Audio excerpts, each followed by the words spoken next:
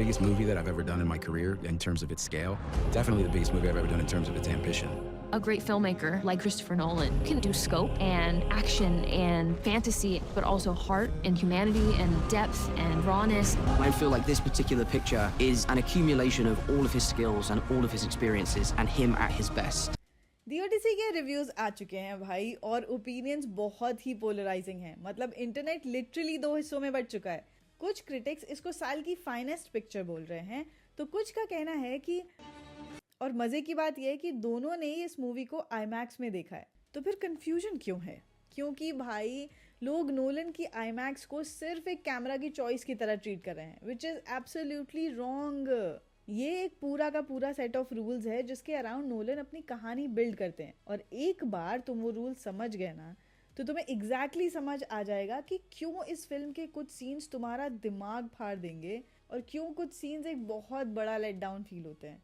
तो इस वीडियो के एंड तक तुम एग्जैक्टली समझ जाओगे कि नोलन का आईमैक्स वाला अप्रोच बाकी टिपिकल ब्लॉकबस्टर्स से अलग कैसे है जो सेम लोगो चिपका के घूमते हैं, और क्यों कुछ बेहतरीन क्रिटिक्स के हिसाब से ये फॉर्मेट कभी कभी उनके अगेंस्ट भी काम कर जाता है। तो चलो शुरू करते हैं बहुत ईमानदारी से और उस कंफ्यूजन के साथ जिस पे पूरा इंटरनेट आके अटका हुआ है। IMAX is dedicated to the principle. IMAX is the best place to do it. IMAX question. I've done an IMAX. Get on IMAX. And IMAX is like... देखो, ड्यून में भी IMAX है, मिशन इम्पॉसिबल में भी IMAX है, दी ओडिसी में भी IMAX है, तो फिर ये एक अलग ही लीग की पिक्चर क्यों फील होती है? क्योंकि भाई पोस्टर में IMAX लिखे होने का मतलब 4 एकदम अलग चीजें हो सकती हैं। पिक्चर किस कैमरा से शूट हुई है, उसका एस्पेक्ट रेशियो क्या था, फ्रेम एक्सपैंड होगा कि नहीं, और फाइनली तुम्हारे वाले थिएटर में कौन सा प्रोजेक्टर लगा है। The Odyssey is the first feature film ever shot entirely with IMAX film cameras. दी ओडिसी दुनिया की पहली ऐसी फीचर फिल्म है जो पूरी की पूरी 1.43:1 के टॉल रेशियो में IMAX फिल्म पे शूट हुई है। डिजिटल नहीं, एक्चुअल फिल्म। इसका मतलब सिर्फ एक बड़ी स्क्रीन नहीं होता है, इसका मतलब होता है एक अलग शेप की स्क्रीन, और यही शेप इस पूरी कहानी का मेन कैरेक्टर है। देखो, ज्यादातर लोगों को लगता है कि IMAX सिर्फ स्केल के लिए होता है, पहाड़, समंदर और बड़े बड़े एक्सप्लोजन्स दिखाने के लिए, लेकिन नोलन इस जायंट कैनवस को एक्टर्स के चेहरों पे यूज करते हैं। फॉर एग्जाम्पल, सालों तक IMAX कैमरा इतने ज्यादा लाउड होते थे कि तुम क्लोजअप में डायलॉग रिकॉर्ड नहीं कर सकते थे, तो डायरेक्टर्स इनको सिर्फ साइलेंट एक्शन सीन्स के लिए बचा के रखते थे। And then they brought the blimp out. दी ओडिसी के लिए नोलन की टीम ने एक नया साउंड प्रूफ हाउसिंग इंजीनियर किया, जिसको ये लोग द ब्लिम्प बोलते हैं, और ये सिर्फ इसलिए ताकि वो एक भारी भरकम IMAX कैमरा को एक्टर्स के चेहरे से 1 फुट दूर रख सके और फिर भी एक क्रिस्प ऑडियो निकाल पाए, और ये है असली game changer. IMAX is a camera that doesn't lie. This is definitely the format or the window that this story wants to be seen in, and that has always been our first choice. वो सिर्फ चीजों को बड़ा नहीं दिखा रहे हैं, वो इंटीमेट चीजों को भी मॉन्यूमेंटल बना रहे हैं। समझ लो, एक 5 मंजिला स्क्रीन पे एक्टर का चेहरा भरा हुआ है और बैकग्राउंड में समंदर या आसमान पूरा अलाइव फील हो रहा है, end of course it's absolutely beautiful. अब आते हैं सबसे इंटरेस्टिंग पार्ट पे। एक वाइड फ्रेम जैसे 2.39:1 चीज़ों को साइडवेज फैलाता है, लेकिन एक टॉल फ्रेम जो होता है ना, वो एक अलग लेवल पे ऑपरेट करता है, वो मीनिंग को वर्टिकली स्टैक करता है। अब दी ओडिसी में इसका मतलब है कि ओडिसियस फ्रेम के बॉटम में एकदम छोटा सा दिख सकता है, जबकि उसके ऊपर पूरा का पूरा आसमान या समंदर का भारीपन महसूस होता है।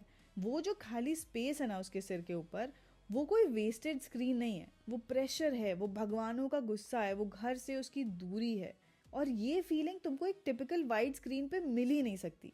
ये तभी मिल सकती है जब फ्रेम को लंबा होने के लिए डिजाइन किया गया हो, और टू बी वेरी ऑनेस्ट ये सब करना कोई आसान काम नहीं है। IMAX फिल्म भारी होती है, आवाज करती है, और हर रील सिर्फ 3 मिनट में खत्म हो जाती है। नोलन और उनके क्रू ने 6 अलग अलग देशों में 2 मिलियन फीट से ज्यादा फिल्म शूट की, जिसमें हफ्तों तक खुले समंदर में शूटिंग करना भी इंक्लूडेड था। और इस लेवल का जो फ्रिक्शन होता है ना, वो सेट पे डिसिप्लिन लाता है। ज़्यादा रिहर्सल, बहुत सोच समझ के कैमरा प्लेसमेंट और फालतू की फुटेज ना लेना। लेकिन ये सब इस बात का प्रूफ नहीं है कि फिल्म हमेशा डिजिटल से बेटर होती है, बल्कि इस बात का प्रूफ है कि जब तुम पर्पसफुली लिमिटेशन सेट करते हो तो तुम्हारे डिसीजन मेकिंग का तरीका ही बदल जाता है। और एग्जैक्टली इसी फिजिकल प्रोसेस की वजह से इस हफ्ते का सबसे बड़ा IMAX डिबेट चल रहा है। तो रुके रहना और कहीं मत जाना, क्योंकि अब मैं उस नंबर की बात करने जा रही हूँ जिस पे इंटरनेट का बड़ा कलेश मचा हुआ है, और फिर उस पार्ट की बात करेंगे जिस पे क्रिटिक्स भी अग्री नहीं कर पा रहे। तो सीन ये है कि इस हफ्ते IMAX ने एक बहुत बड़ा क्लेम किया कि दी ओडिसी के हर फ्रेम में 14 से 16,000 पिक्सल्स का रेजोल्यूशन है, वो भी पर कलर चैनल। और बस इसके बाद इंटरनेट पे वो टिपिकल फिल्म वर्सेस डिजिटल वाला डिबेट चालू हो गया है कि कौन सा बेटर है। अब इस पूरे बवाल के साथ दिक्कत ये है कि फिल्म का रेजोल्यूशन कोई एक फिक्स नंबर नहीं होता, ये डिपेंड करता है स्टॉक पे, लेंस पे, एक्सपोजर पे, स्कैन पे और उस प्रोजेक्टर पे जिसने तुम्हें वो पिक्चर दिखाई।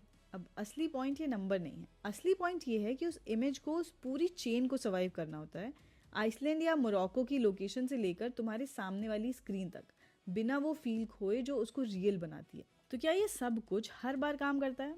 Well, not according to everyone. जिन रिव्यूज में इस फिल्म के स्केल की तारीफ हो रही है वो भी एक स्पेसिफिक कंप्लेंट पे आके अटक जाते हैं कि इसके कुछ major sequences almost total darkness में शूट किए गए हैं। और इतनी बड़ी स्क्रीन पे इसका मतलब है कि तुम जोग्राफिकली एकदम लॉस्ट फील करते हो।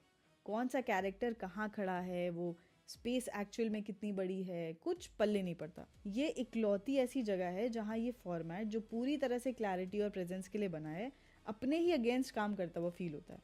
एंड ऑनेस्टली स्पीकिंग, ये कोई थियरी का फ्लॉ नहीं है, ये बस इस बात का प्रूफ है कि अप्रोच कितनी डिमांडिंग है। तुमने लाइटिंग में ज़रा सी गड़बड़ की और वही सिस्टम जो एक चेहरे को मॉन्यूमेंटल बना रहा था, वो एक पूरे सीक्वेंस को अनरीडेबल बना देता। लिटरली कुछ नहीं दिखता। बट ओवरऑल देखा जाए तो किसी और डायरेक्टर को तुम सेम कैमरा दे दो, वो ये पिक्चर नहीं बना पाएगा। इसके लिए तुम्हें वो कहानी चाहिए जो पेज 1 से इमर्शन के लिए लिखी गई हो, लोकेशंस जो डेप्थ के लिए चूज की गई हो, ब्लॉकिंग जो हाइट के लिए डिजाइन हो, क्लोजअप्स के लिए सही लेंसेज हो, और हाँ, गलतियां भी उसी सिस्टम के अंदर होनी चाहिए।